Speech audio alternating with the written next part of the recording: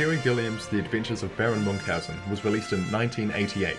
It depicts the adventure of the classic 18th century caricature, Baron Munchausen, and his search for his missing servants in order to utilise their superhuman talents to save an unnamed town from besieging Turkish forces.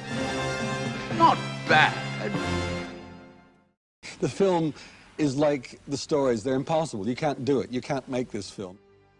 The character of Baron Munchausen was first created by the German writer Rudolf Erich Raspe in 1785, based on the real-life German baron, Hieronymus Karl Friedrich Baron von Munchausen, who gained a reputation for exaggerating his military feats into tall tales. The popularity of the character made him a part of pop culture, with new Munchausen stories being written in Raspe's own lifetime.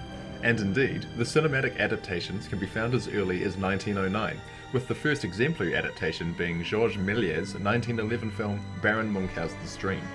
Although existing in at least 20 film adaptations, the Baron faded from popular culture since the end of the classical cinema. This fading from relevancy allowed Terry Gilliam to mould the Baron into his own depiction, a depiction which channeled Gilliam's own observations of reality.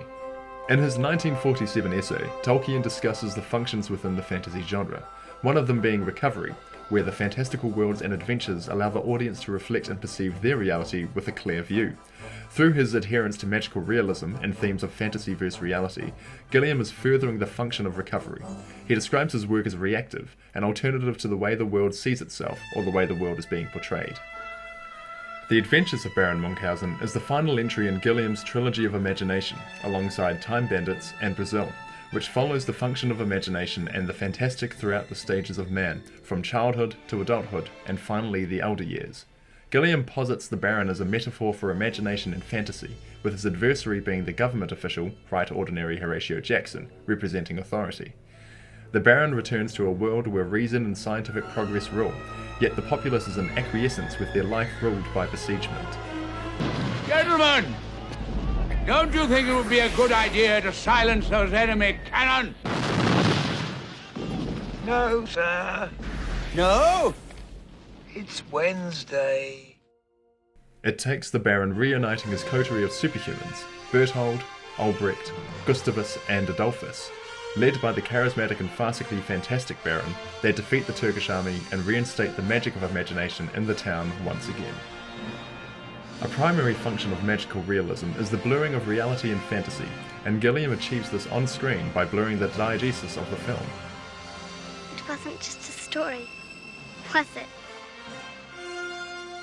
Keith James Hamill raises this blurring of diegesis, whether or not the narrative of the film truly did happen or was merely the tale of an eccentric old man, stating, "The manner in which Gilliam structures his narrative makes it impossible to answer these questions with much certainty." This abstraction of diegesis reinforces the aspect of fantasy, forcing the audience to consider their place in the world full of laws of hydraulics, laws of social dynamics, laws of this, that, and the other.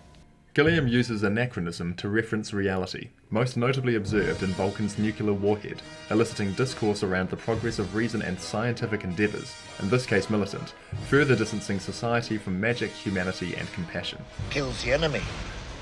All the enemy? Aye, all of them. You don't have to see one single one of them die. The symbolism of death in the film can be observed as a function of recovery. Constantly chasing after the Baron but unable to take his life, Death's final depiction is that of a doctor, a symbol of scientific progress. Doctor. However, the Baron mentions several instances of his death, clearly not a permanent affliction for him. That was only one of the many occasions on which I met my death. An experience which I don't hesitate strongly to recommend. The Angel of Death appears 6 times in the film, and if we draw from biblical symbolism, the number 6 represents imperfection. Indeed, the imperfect world ruled only by logic and reason is ultimately unable to quash fantasy.